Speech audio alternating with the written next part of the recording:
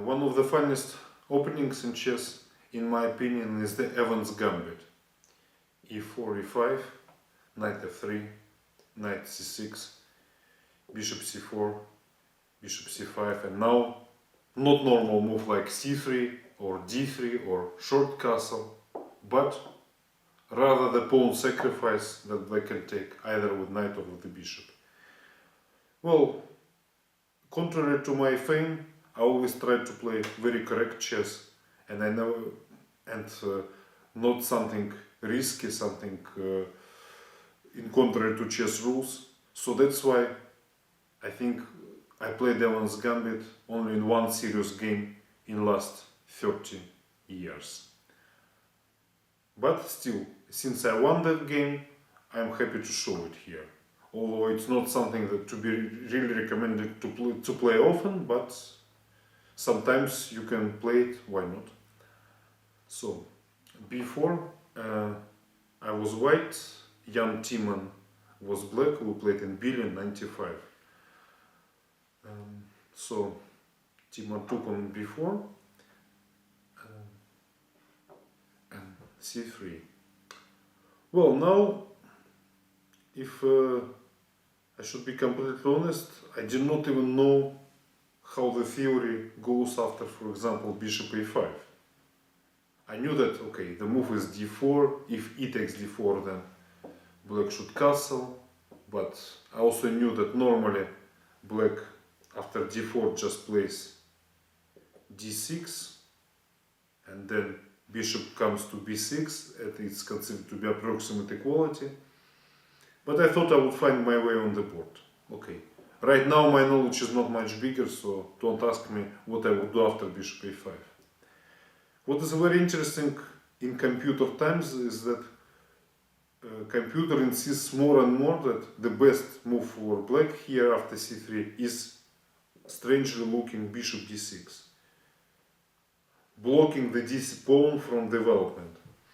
Well, this is something very interesting about chess, that normally in openings you are not supposed to make such moves. But on the other hand, white also made some moves with pawns. And bishop on d6 somehow at least fights for the center, so it's prepared against this d4. And, okay, black's results were quite acceptable ultimately. After knight f6, and if white takes the pawn, then bishop takes e5. It's so I've seen many games that black actually won. Well, still it's hard to believe that this move is good, but it's one of the possible moves.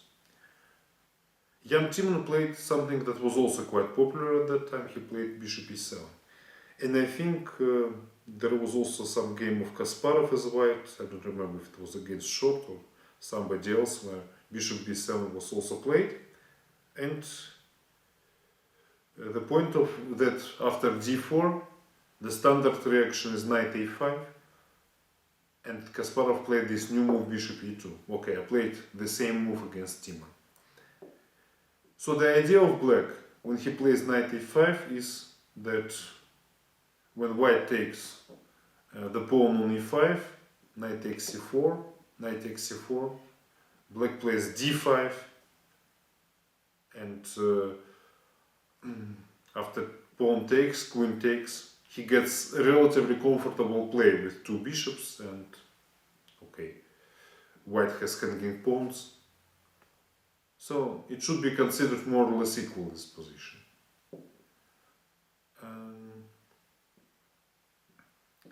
Therefore, after knight a5, they came with this new move. Well, I just forgot to mention, I'll mention it now, that instead of d4, it's quite interesting for white to play queen b3, attacking this pawn.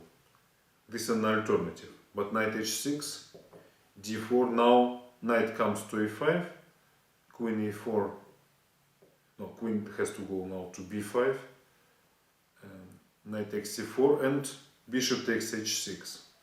This position is quite interesting. It's I've seen some games like this. Okay, maybe it's equal, maybe not. I don't know. Okay, but as I said, in this game I played d4, knight e5, bishop e2, e takes d4, queen takes d4. So the idea is that I'm attacking the g7 pawn with the queen, but here Timman absolutely correctly gives this pawn back. He plays d6, queen takes g7, bishop f6, queen g3. And Timman played queen e7, attacking this pawn. Well, now probably objectively the best move for me would be queen f4 defending this pawn. But then black would also, like in the game, play bishop d7, prepare long castle. Black's position in general is quite okay. And I thought I could make it that pawn would not be necessary to defend. So I played short castle, and Timman somehow believed me and played bishop d7. He did not take the pawn. Later on, he was severely criticized for not taking the pawn because, in fact, after queen takes e4, we both, me and Timman, missed that if I play bishop b5 check, king f8, rook e1, there is queen g6 and g7 square is covered. We both just blundered this square. So, what would be the story after queen takes e4? I remember in 95 everybody was claiming that black is just clearly better, like white has no compensation whatsoever. As for me, I didn't think so much about the subject because I was not planning to play the Evans Gambit again. But it's interesting that studying the position today with the computer, one can establish that after rook e1, king f8 is only move, knight d4, white gets insufficient positional compensation for the pawn. Okay, white is not better, but neither he is worse. Even after bishop h4, queens are exchanged, well, probably on f3. And some pressure starts. So black is not better here, but okay, he's not worse either. So that means that black should have taken this pawn on e4. Meanwhile, Timman played bishop d7, sorry, now I played knight d4, long castle, and knight d2. Now white's development is quite comfortable, and I believe that, talking about attacks, white has better prospects to attack black king because he has open b file. Okay, black has open g file, but white is little bit ahead in development, and this is exactly what happened in this game. Black played knight c6, queen e3, h5.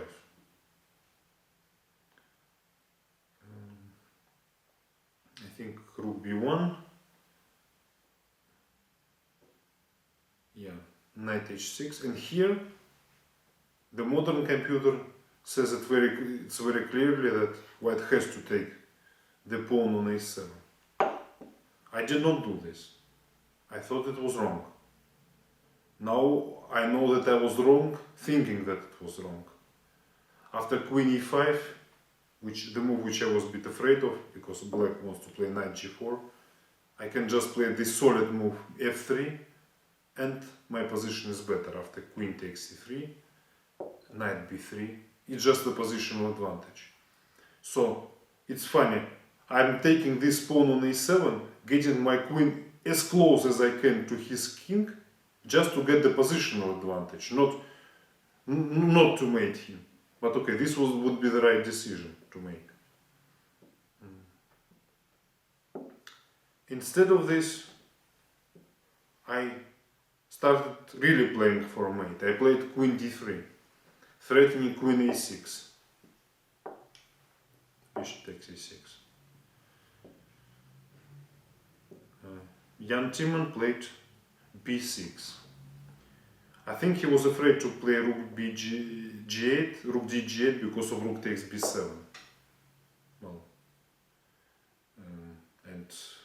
and the attack goes on. After bishop d4, queen a6, black's position looks very suspicious. Okay, so b6 is a solid option, but now I'm going to bring some more pieces into that. Well, it was very clear that the number of my pieces would not be enough to smash black's defense. So I'm bringing now the pawn. a4, king b8, a5. So I sacrificed this pawn, but at least created some threats. So I played queen a6, and comparing to the position that could happen, for example, with this pawn on a2, I could just play queen a6 check and it would be king b8. Now I have the possibility of playing rook a1 and attack the pawn on a7. So it was very useful for me to open the a file. But Timman played king a8. And now the end of the combination came. I played e5, just opened the file for my bishop. Queen takes e5.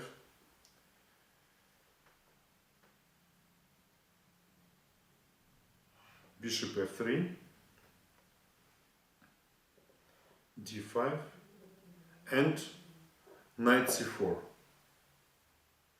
So the question is, what's the point of the whole this thing? The answer is that after knight takes c4, I'm playing rook a1, threatening mate. Knight a5, rook takes a5, pawn takes, knight c6, threatening mate and also attacking the queen. Bishop takes c6, and now bishop e3, the final move of the combination. I'm threatening mate. Black's only answer is queen takes e3. And after queen takes c6, king b8, pawn takes f3, white is winning. For example, rook d6, I play rook b1, king c8, queen b7, and bishop takes d5. White still continues his attack and has a winning game. So that would be, I can say that this is one of the combinations in my career that I probably like the most, because it's a clean combination. There are no sidelines, at least there is no refutation of that, and it works in all the variations after knight takes c4, rook a1. However, after knight c4, black has another resource. He plays bishop c8. And now it's, like I would call it, combination after combination. So I'm playing queen takes a5. If he takes on a5, I would take his queen, play knight c6, attacking the bishop and rook b8. But Timman would take my knight on d4 instead. So now if I take his queen, he takes my queen and everything is okay for black. But all this was calculated, so I play queen a2. He cannot take my knight because pawn is pinned. And after queen takes e3, bishop e3, using the fact that pawn is pinned, I create irresistible threat of bishop takes b6. So he played bishop b7, and the third combination in this game is bishop b6, pawn takes, knight takes, king b8, knight takes d5. Here Timman resigned because, okay, after all I will come with rook takes b7 and rook b1, it will be mate. So for example, queen d4. Okay, the mate would come very soon. I don't know, the most precise way to win maybe is It's modest move knight c3 in order after king c7 to have knight b5 check and win the queen. But black position is totally hopeless after knight takes d5. The sacrifice would not turn the table, it would be just queen against two pieces. So it's natural that Timman resigned here. Also on my next move I can take just with the knight on f6. Well, one of the finest games in my career, and I must say that I'm happy that in this DVD session I could remember it myself.